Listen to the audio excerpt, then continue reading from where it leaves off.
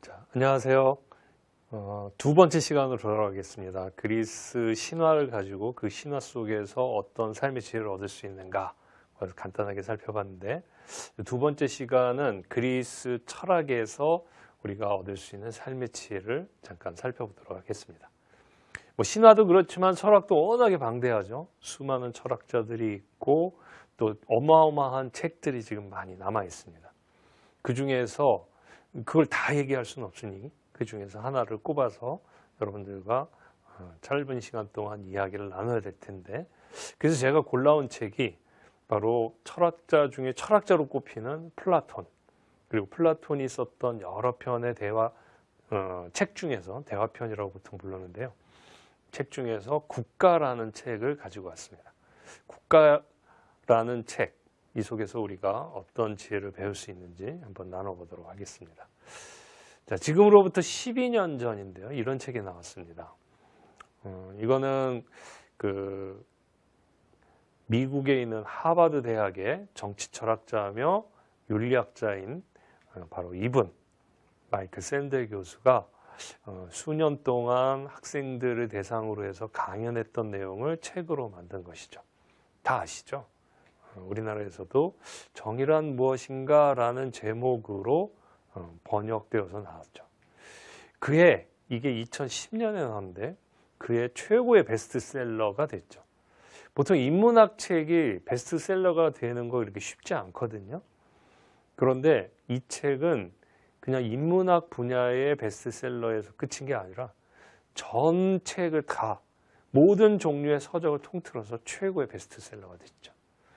그해 한 해만 해도 한 50만 부 이상 팔렸다고 그러죠. 제목은 정의란 무엇인가. 왜 사람들이 이 책에 이렇게 열광하고 이 책을 막 보려고 열심히 봤을까요? 예. 이 책의 제목은 사실 정의란 무엇인가라는 제목에 뿌리가 있습니다. 이거는 마이클 샌델 교수가 처음 던진 건 아니고 이 질문의 뿌리는 바로 그리스 철학으로 가야 합니다. 그게 바로 오늘 말씀드릴 플라톤의 국가라는 책입니다. 이 플라톤이 책을 쓰는 방식이 아주 특이합니다. 우리는 철학자의 책이니까 논문 형식으로 되어 있을 거라고 생각하기 쉽죠. 그런데 이 책을 보신 분은 아시겠지만 펼쳐서 읽어보면은 무슨 소설 같기도 하고, 그리고 사람들이 나와서 막 대화를 주고받기 때문에 이게 연극 대본이나 영화 시나리오 같은 느낌을 줍니다. 그래서 어떤 점에서는 이게 과연 철학책인가 라고 생각하기 할 그런 의심이 들 때도 있습니다. 자, 그런데 이 책에서 대화를 주고받는다고 했는데 그때 플라톤이 내세웠던 주인공이 있습니다. 바로 지금 화면에서 보시는 것처럼 소크라테스입니다. 이분이 바로 소크라테스인 거 잘 아시죠? 아마 옛날에는 그리스에서 책을 쓰는 방식이 이집트에서 나오는 파피루스라는 것에 이렇게 막 잉크로 글을 썼답니다. 이게 거의 천처럼 마로 짜여진 천처럼 돼 있어서 그 위에 글씨를 쓴다는 게 이렇게 쉽지 않았다고 합니다. 책을 쓴다는 게 그만큼 어려웠던 거죠. 그리고 인쇄술이었기 때문에 책이 한번 쓰여지면 이게 전달되기가 어렵고 또 새롭게 만들기가 어려웠었습니다. 책이 굉장히 귀했던 거죠. 자, 지금 보시는 화면에서 보면은 파피루스 남아있는 게 중간중간 구멍이 나고 전체로 뜯어지고 막 이런 거죠. 그런데 지금 이 책이 이런 식으로만 남아있다면 우리가 읽을 수는 없겠죠. 하지만 이렇게 된 것이 막 낡고 찢어지고 그러니까 아깝다. 그러면서 그 다음 세대의 사람들이 또 베껴서 쓰고 읽고 또 베껴서 쓰고 읽고 그러면서 계속 전해져 내려왔습니다. 그리고 인쇄술이 발전하자 책을 대량으로 찍어서 사람들이 많이 나누어 보게 됐고, 그리고 이게 원래는 그리스 사람들이니까 그리스어로 쓰여졌겠죠. 플라톤이 그리스 사람이니까. 그리고 이게 다른 사람은 그리스어를 읽을 수 없으면 이 책 못 읽지 않습니까? 다른 나라 사람들도 이 책에 도대체 무슨 얘기가 쓰였냐 궁금해가지고 막 읽고 싶어 하니까 번역이 되어 나왔죠. 그래서 우리나라에서도 두 종류의 책이 그리스 원문에서 번역되어서 지금 시중에서 구할 수 있게 되어 있습니다. 하나는 성균관 대학의 철학과 선생님이었던 박종현 선생님이 번역한 거고요. 또 하나는 천병희 선생님이 번역한 것이 나와 있습니다. 자, 이 책에서 소크라테스가 주인공이고 여러 사람들과 함께 대화를 나누는데 그 대화의 주제가 무엇이냐? 바로 정의란 무엇인가 였습니다. 정의란 무엇인가라는 질문이 던져지고 사람들 사이에서 대화가 이루어지면서 많은 사람들이 정의란 이런 것이 아니냐 하고 얘기를 하게 됩니다. 그러면 그걸 가만히 듣고 있던 소크라테스가 정말 정의란 그런 겁니까? 하고 질문을 던지게 되죠. 이 플라톤이 남긴 모든 책 중에 책에서 소크라테스가 하는 역할이 바로 그런 역할입니다. 어떤 주제가 주어지면 정의란 무엇인가? 용기란 무엇인가? 경건함이란 무엇인가? 이런 주제가 주어지면 누군가가 얘기를 하고 그걸 잘 듣고 있던 소크라테스가 질문을 하나씩 하면서 그래요? 그럼 이건 왜 이렇죠? 그럼 이건 뭐죠? 하고 계속 질문을 던지게 됩니다. 그러면 그 질문에 또 상대가 답을 하고 그러면 그걸 가지고 또 얘기하고 그래서 대화가 주고받고 왔다 갔다 하는 사이에 맨 마지막에서 나온 얘기는 처음에 그 사람이 했던 정의와 정반대되는 얘기가 나오게 됩니다. 그럼 소크라테스 처음엔 그런 얘기를 했는데 지금 완전히 반대되는 말씀을 하시는군요 하고 되묻게 되면서 그러니까 당신도 잘 모르시는군요. 그러니까 우리가 다시 한번 이 문제를 가지고 얘기해 봅시다. 이런 식으로 대부분 플라톤의 책이 진행이 됩니다. 다시 말해서 소크라테스 대화가 이런 식으로 진행이 된다는 거죠.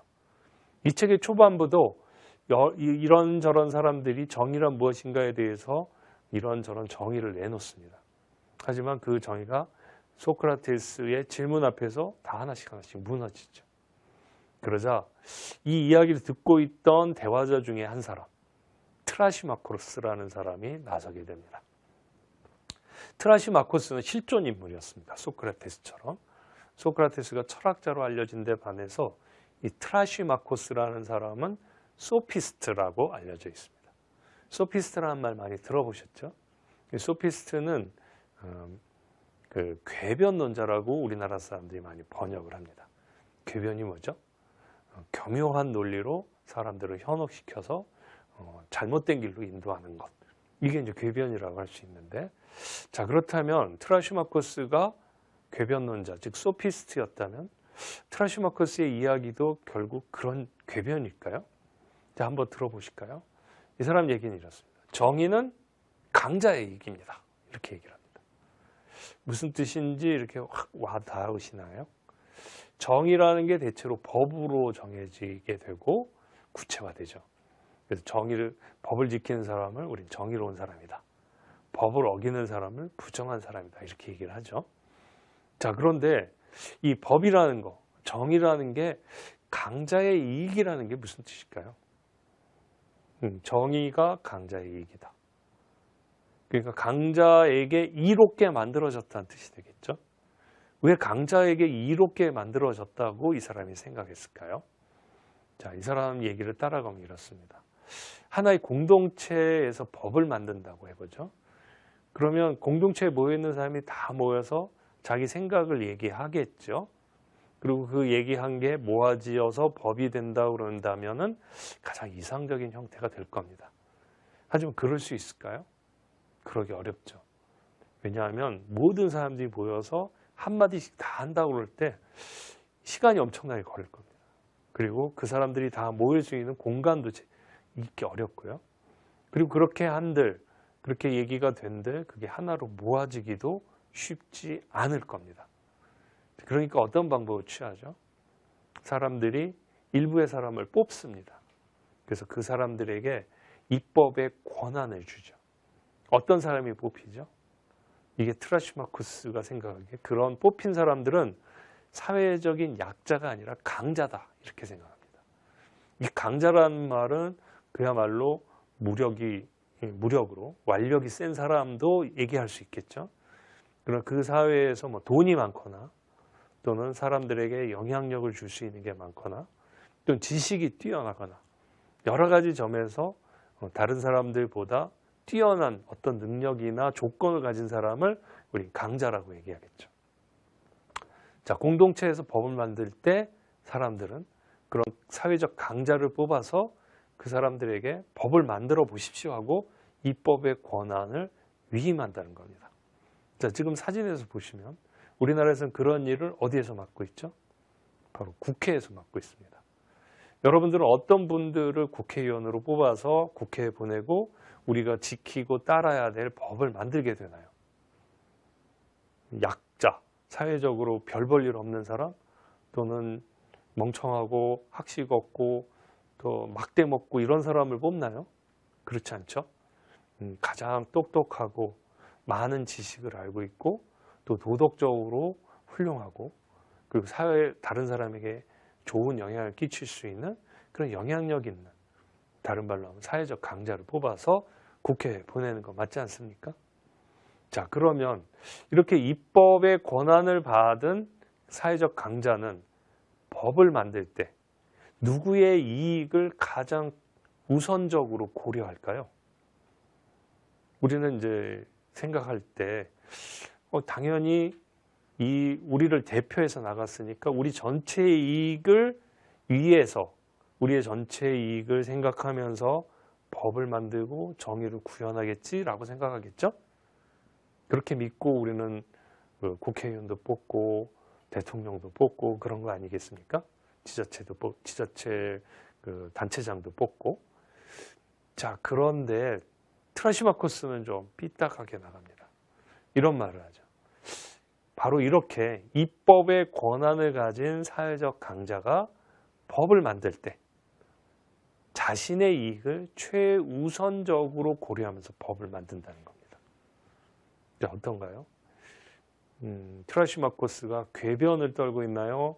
아니면 진실을 얘기하고 있나요? 아니면 거짓말을 하고 있나요? 자, 우리의 국회의원들은 어떤 식으로 법을 만드나요?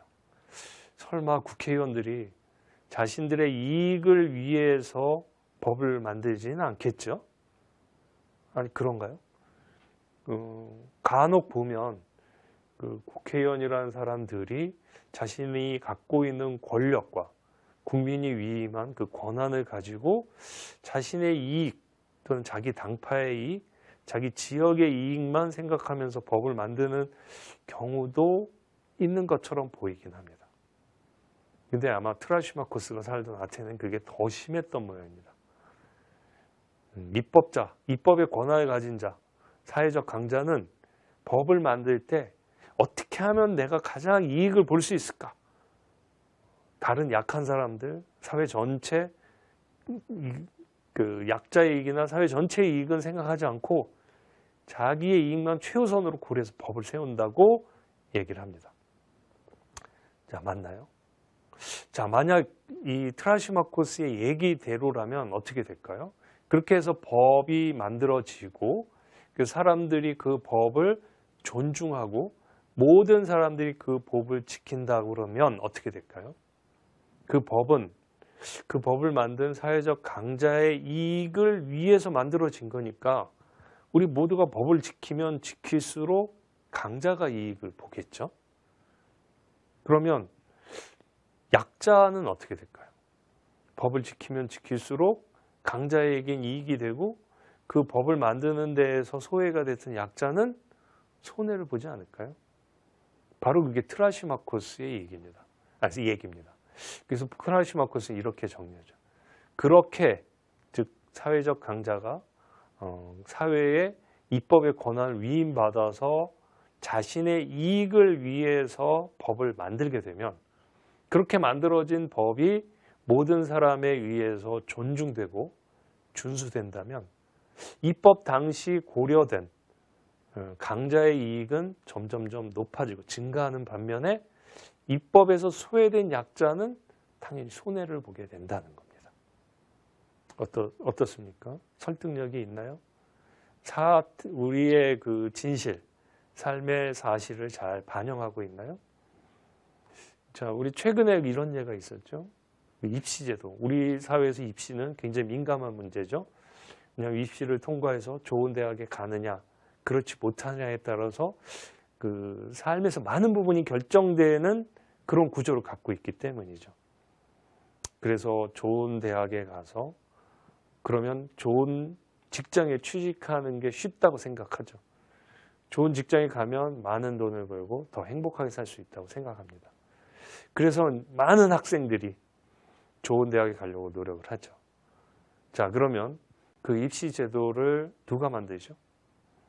지금 트라시마코스의 논리에 따르면 우리 사회의 강자들이 입시 제도를 만들게 되죠.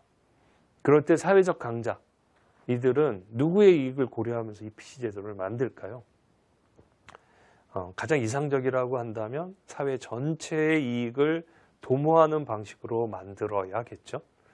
그래서 가장 우수한 인재들이 가장 공정한 방식으로 좋은 대학에서 좋은 조건에서 공부를 하고 이들이 훌륭한 교육을 받고 사회에 나가서는 이 사회를 위해서 일할 수 있게끔 만들어지는 제도라면 그게 가장 좋겠죠. 그런데 우리 사회가 아주 큰 혼란과 홍역을 치렀죠. 아빠 찬스, 엄마 찬스 뭐 이런 말이 나오면서 강자들이 이로운, 강자들이 쉽게 좋은 대학에 갈 수 있고 약자는 그런 일에 철저히 소외가 되는 그런 제도가 지금 우리의 입시 제도가 아니냐 이런 의심이 들었던 시기가 있었죠. 지금도 그런 문제에서 자유롭지는 않습니다. 그래서 교육은 어떤 경제적인 조건의 대물림이 되고 있는 거 아니냐. 교육이 계층의 대물림의 수단으로 전락한 거 아니냐. 뭐 이렇게도 얘기하고 있는 그런 판이지 않습니까? 우리가 그걸 생각한다면 법이 그리고 법을 만드는 사람이 자신의 이익만을 고려해서 법을 만들었을 때 어떤 일이 벌어지는가? 강자에겐 이익이 되고 그 입법에서 소외된 약자에게는 손해가 되는 그런 상황이 벌어지겠죠.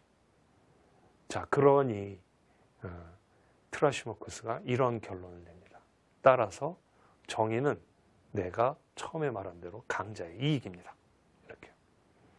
자, 만약 트라시마코스 말대로 정의가 강자의 이익이라면 우리는 어떻게 살아야 될까요?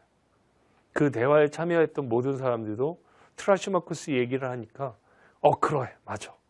저 사람 말이 일리가 있어 라고 생각을 합니다. 강자들은 법을 만드는 입법의 권한을 갖게 되고 그 입법의 권한을 가지고 자신의 이익을 위해서만 법을 만드는 것 같다. 그래서 내가 나같이 법을 만드는 데 소외된 약자가 법을 지키면 지킬수록 괜히 손해보는 것 같다. 그래서 그렇구나. 이렇게 생각하는 겁니다. 그래서 물어보죠. 그러면 어떻게 살아야 하나요? 트라시마코스의 이야기를 재구성하면 이렇게 정리가 됩니다. 어떻게 살아야 되냐 물으니까 어떻게 살면 되겠습니까? 모든 사람은 이익을 추구하는 존재라고 합니다. 그래서 그 동양 철학에서도 순자는 인간은 탐리적 존재라는 말을 씁니다. 이익을 탐하는 존재라는 거죠. 이익을 탐하는 게 나쁜 건가요? 그렇지 않죠. 이게 인간의 본성이면 내가 이롭게 되려고 그리고 손해를 피하려고 열심히 노력을 하겠죠. 그러니까 이익을 탐하는 이 마음은, 이 욕망은 어떻게 보면 한 인간이 성실하게 살아갈 수 있는 원동력이 됩니다.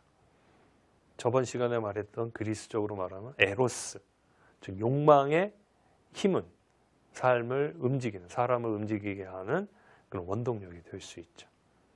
자, 문제는 뭡니까? 탐리적인 욕망이 문제가 되는 이유는 내가 내 이익을 챙기기 위해서 절제되지 않고 과도할 때 문제가 생기죠. 그러면 그건 정말 탐욕이 됩니다. 탐욕을 채우기 위해서 설쳐대다 보면 내 몫이 아닌 걸 건드리게 되고 내 이익을 증가시키기 위해서 다른 사람의 이익을 정당한 몫을 빼앗는 일이 생기겠죠. 그러면 이 사회는 불행하게 될 겁니다. 그러니까 내가 내 이익을, 나에게 이로운 것을 추구하면서 사는 것은 좋은 것이되 또는 그건 자연스러운 것이되 내 이익을 탐하기, 내 이익을 채우기 위해서, 내 이익을 얻기 위해서 다른 사람을 손해보게, 부당하게 손해보게 하거나 다른 사람을 부당하게 해치는 일이 생길 때 바로 문제가 생기는 겁니다.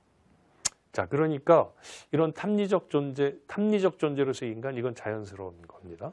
그러니까 당연히 그렇다면 나는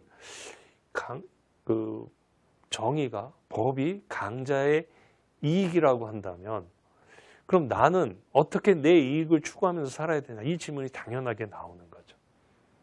자, 모든 사람이 그렇게 생각하죠. 그렇다면 어떻게 해야 손해를 보지 않고 이익을 챙기면서 살 수 있는가? 손해보지 않고 살 수 있는 방법은 뭔가? 당연히 묻게 되죠.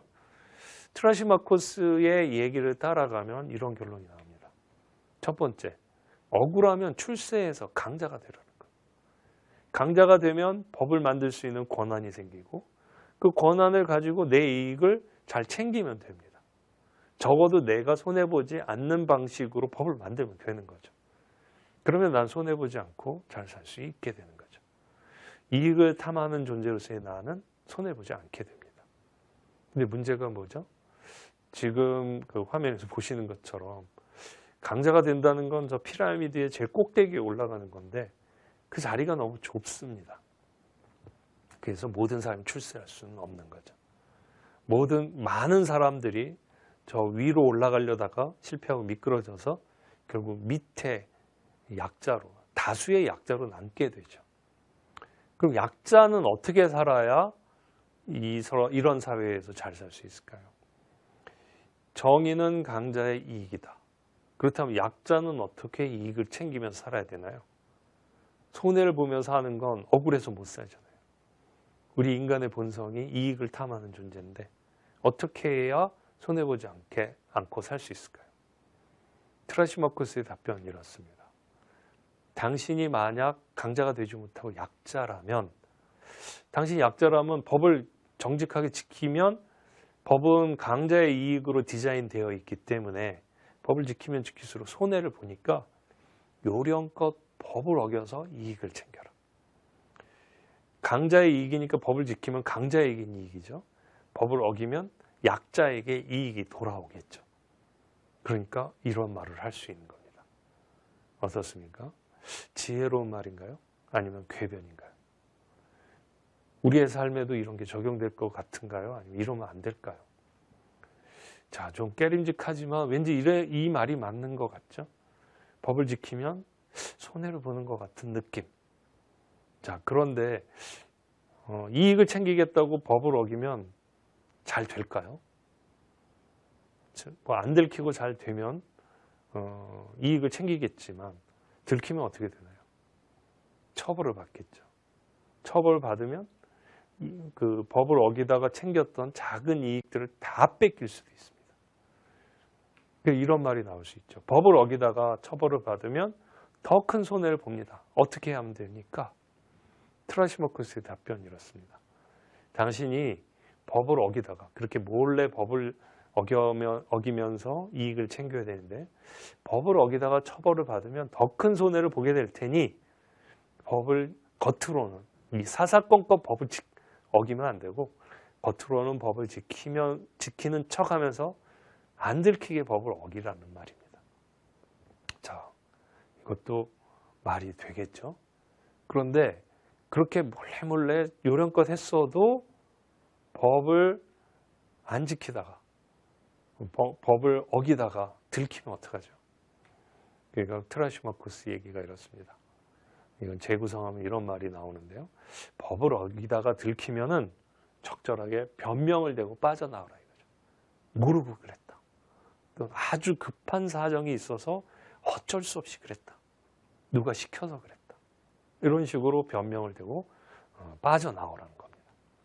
그것도 잘 안 되면 유력자, 사회에서 강한 영향력을 끼칠 수 있는 사람에게 유력자에게 부탁을 해서 유력자를 동원해서 처벌을 면하도록 손을 쓰라는 겁니다. 하긴 그렇지만 뭐 유력자가 무조건 도와주나요? 그러니까 트라시마코스는 평소에 그런 사람들을 잘 관리해 두어야 한다. 강자가 되라. 근데 강자가 되지 못하면 강자를 내 편으로 두어라. 이런 말이 되겠죠. 자, 사람들이 이 말을 듣고 그런 것 같다고 트라시마코스의 마음에 동조를 합니다. 여러분은 어떠신가요? 이렇게 사는 게 맞나요? 슬기로운 사회생활 맞나요? 자, 소크라테스는 이 말을 듣고 어떤 반응을 보였을까요? 소크라테스는 대화자가 무슨 말을 하면 그 말을 탁채서 추궁해 가면서 문제점을 찾아내는 그런 방법을 썼다고 그랬죠. 자, 이 경우에도 소크라테스가 그냥 물러서지는 않습니다. 처음에 묻죠. 과연 당신이 말한 대로 정의가 강자의 이익일까요? 강자는 열심히 법을 만들 때 자신의 이익을 챙기기 때문에 정의가 강자의 이익이라는 거 맞습니다만, 만약 이런 경우는 어떤가요? 하고 되묻습니다. 입법자가 된 강자가 완벽할 수는 없겠죠. 강자긴 강자여도 완벽하지 못하고 그래서 실수를 할 수 있지 않습니까? 그래서 이렇게 하면 나에게 이익이 되겠구나 하고 법을 만들었는데 실제로 실행을 해보니까 내 이익이 되지 않는 거예요. 자신의 이익에 반하게 되는 그런 법을 세울 수도 있지 않을까요? 소크라테스의 질문이었습니다. 입법자가 된 강자가 실수로 강자의 이익, 자신의 이익에 반하는 법을 세울 수도 있지 않을까요? 그럴 수 있겠죠. 강자도 실수를 하니까. 그러면 실수를 하니까 강자의 이익이 되지 않고 약자에게 이익이 되겠죠. 그러니까 그러면 정의는 강자의 이익이 아니라 약자의 이익이 될 수도 있지 않을까요?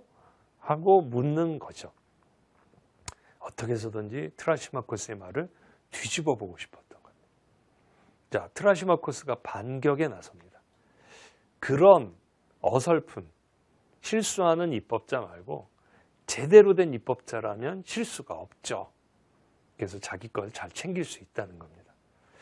그러자 소크라테스가 또 그 말을 잡습니다. 제대로 된 입법자. 실수를 범하지 않는 제대로 된 입법자라고요?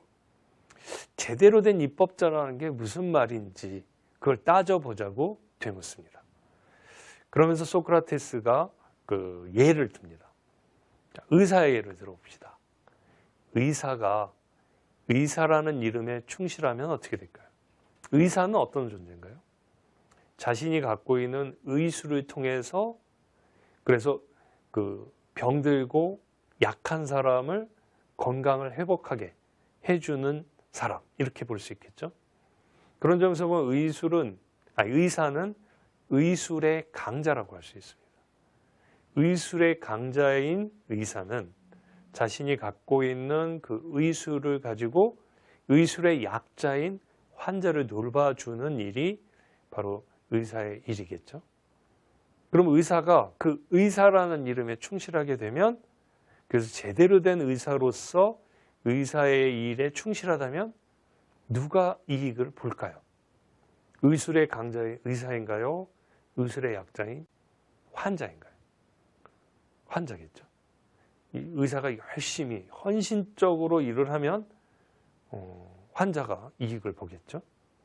물론 그렇게 말씀하실 수도 있을 겁니다. 의사도 환자 돌보고 의료 수가 받으니까 돈을 벌고, 그러니까 의사도 이익이 되지 않느냐?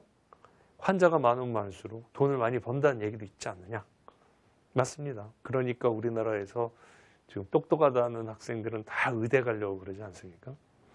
그런 점에서 보면 그 얘기도 맞는데, 우리가 좀 극단적인 경우로 한번 가볼까요?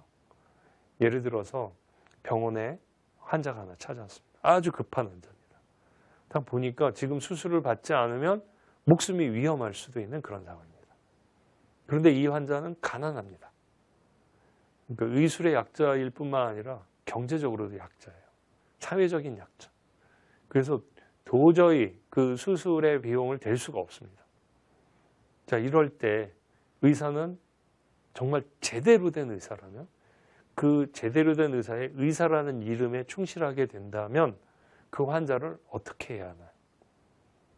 치료해주고 수술을 해줘야 되나요?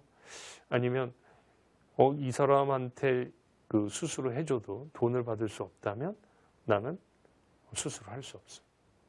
이렇게 말하는 게 정당한 거예요. 만약 후자라면 물론 뭐 이런 말 할 수 있겠죠. 내가 뭐 땅 파서 병원 운영하는 줄 아냐. 나는 그렇지. 나도 돈을 받아야 된다. 돈을 줄 수 없는 환자는 내가 봐줄 수 없다. 이렇게 말할 수도 있겠죠. 자, 그런데 소크라테스는 그런 사람에 대해서 뭐라고 그러냐면, 그런 사람은 그렇게 해서 돈이 없기 때문에, 돈을 받을 수 없기 때문에 환자를 거부하는 사람이라면 그 사람은 의사가 아니다. 진정한 의미의 의사가 아니라는 거예요. 왜요? 그리고 그러면 뭐라고 불러야 되죠? 소크라테스의 대답은 의사라는 이름을 단 돈벌이꾼이다. 이렇게 말을 합니다. 의사는 환자를 고쳐주는 사람입니다. 돈벌이꾼은 돈을 버는 사람이죠. 근데 지금 가난한 급한 환자를 돌보지 않는 사람은 무엇에 더 초점이 있나요? 환자를 고쳐주는 데 초점이 있나요? 환자를 고쳐서 돈을 버는 데 목적이 있나요? 만약 환자를 돌보고 고쳐주는 데에 목적이 있어서 그 어떤 조건도 바라보지 않고 환자를 돌본다면 그 사람은 정말 의사라고 말할 수 있겠죠. 그런데 의술을 이용해서 환자를 고쳐줌으로써 돈을 버는 데 목적이 있다면 돈벌이꾼이라고 할 수 있다는 거죠. 소크라테스의 논리는 그렇습니다. 자, 그러니 진정한 의사는 그 돈에 관계없이 환자를 돌봐야 된다는 거죠. 자, 그런데 만약 어떤 의사가 환자에게 과잉 진료 또는 허위 진단을 하고 필요 없는 시술을 받게 하거나 수술을 받게 한다면, 그래서 많은 돈을 챙긴다면 이런 사람은 뭐라고 할 수 있을까요? 소크라테스는 이럽니다. 자신이 의술의 강자인데 자신의 강점을 이용해서 상대를 속이고 상대의 약점을 이용해서 돈을 뜯어내는 그런 강도나 사기꾼이라는 거예요. 강자가 재구시를 한다면, 의사가 의사로서의 재구시를 한다면, 그러니까 환자가 이익을 본다는 거죠. 우리나라에서 존경받는 한 의사 선생님이 이런 말씀을 하신 게 기억이 납니다. 환자는 가진 만큼 치료를 받는 것이 아니라 아픈 만큼 치료를 받아야 한다. 그 말을 바꿔 말하면 의사는 환자의 상태에 따라서 환자를 치료하고 건강하게 만들어주는 데에만 초점을 맞춰야 된다는 거겠죠. 자, 소크라테스는 그 다음 얘기로 넘어갑니다. 선장이 선장으로서의 일을 제대로 한다면 이익을 보는 것은 누구냐? 항해술의 강자인 선장이냐? 아니면 항해술의 약자인 승객이냐? 당연히 승객이겠죠. 만약 선장이 승객을 태우면서 야, 돈이 굴러 들어오는구나, 이런 생각을 한다거나, 안전은 생각하지 않고 조금 더 많은 승객을 태우고 더 많은 화물을 실어서 돈을 더 많이 벌겠다고 한다면, 그런 생각만 한다면 이 사람은 뭐라고 불러야 할까요? 선장이 아니라 선장의 이름을 산 돈벌이꾼 내지는 강도가 될 수 있다는 말이죠. 우리는 그것 때문에 불행한 역사를 맞았던 적이 있죠. 자, 소크라테스는 이런 논리로 마지막을 향해 갑니다. 입법자는 어떨까요? 통치자는 어떨까요? 제대로 된 입법자, 제대로 된 통치자는 누군가요? 만약 그들이 정말 그 이름에 맞게 제 몫을 다한다면 누가 이익을 보겠느냐? 법에 대한 지식, 입법, 그리고 통치라는 관점에서 강자인 입법자나 통치자인가? 아니면 입법과 통치의 약자인 일반 시민, 백성인가? 어떤가요? 국회의원이, 그리고 대통령이, 도지사가, 시장이 정말 자기 일에 충실히 역할을 다한다면 누가 이익을 보죠? 바로 국민과 시민이, 도민이, 국민이 더 이익을 보겠죠. 만약 입법자나 통치자가 자기가 가지고 있는 강점, 통치의 능력과 입법의 기술, 그리고 입법의 지식을 가지고 자기 이익을 챙기는 데에만 온통 관심이 있다면 그 사람을 뭐라고 불러야 할까요? 입법자, 국회의원, 통치자, 대통령, 시장? 소크라테스는 그렇게 말하지 않습니다. 만약 그런 목적을 가지고 그런 데에 관심을 가진 사람은 입법자 또는 통치자라는 이름을 단 장사꾼이다. 그리고 그런 사람이 만약 자신이 국민으로부터, 시민으로부터 받은 그 권한을 이용해서 자신의 이익을 챙기기 위해서 약자를 억압하고 핍박하고 고통을 받게 한다면 그 사람은 입법자 또는 통치자라는 이름을 단 강도라고 얘기를 합니다. 우리 주변은 어떻습니까? 우리나라는 어떤가요? 자, 그러면서 결론을 내죠. 소크라테스는. 그러기 때문에 만약 정의가 정의에 충실한, 그래서 정의를 만드는 입법자와 통치자가 제 역할을 다한다면 약자가 이익을 보기 때문에 당신이 말한 것처럼 정의는 강자의 이익이 아니라 약자의 이익입니다. 완전히 뒤집어 버렸습니다. 자, 두 가지 얘기가 있는데 누구의 말이 더 맞나요? 여러분은 어떤 공동체에 살고 싶으신가요? 트라시마코스는 이렇게 얘기했습니다. 법과 정의가 강자의 이익이다. 이 말이 통하는 공동체에 여러분 살고 싶으신가요? 아니면 소크라테스가 말한 것처럼 법과 정의가 약자의 이익이다 라고 할 수 있는 그런 공동체에 살고 싶으신가요? 우리의 현실을 돌아보면 어떤가요? 우리는 어떤 공동체에 살고 있나요? 법과 정의가 강자에게만 유리하게 되어 있는 그런 나라인가요, 우리? 아니면 법과 정의가 약자를 보호하고 약자를 보살펴주고 약자가 일어설 수 있도록 도와주는 그런 체제와 법을 가진 공동체인가요? 자, 우리를 돌아보면서 우리는 어디로 가야 할까요? 아마 당연히 여러분들은 소크라테스가 말한 대로의 삶을 살고 싶으시겠죠? 물론 여러분들이 강자라면 트라시마코스의 사회가 더 매력적일 수 있을까요? 자, 이런 생각도 할 수 있을 겁니다. 아, 좋아. 소크라테스가 하자는 대로 좋지. 하지만 성실하고 정직하게 내 몫을 다해서 살면 나만 손해 아니야? 다른 사람들은 다 자기 이익을 챙기는데 내가 내 분야에서 강자라고 해서 그걸 가지고 약자만 위해서 산다면 나만 손해보는 거 아니야? 이렇게 생각할 수 있죠. 근데 우리가 사회적으로 어떤 사회를 만들 것인가 고민하면서 이런 합의가 이루어진다고 생각해 보죠.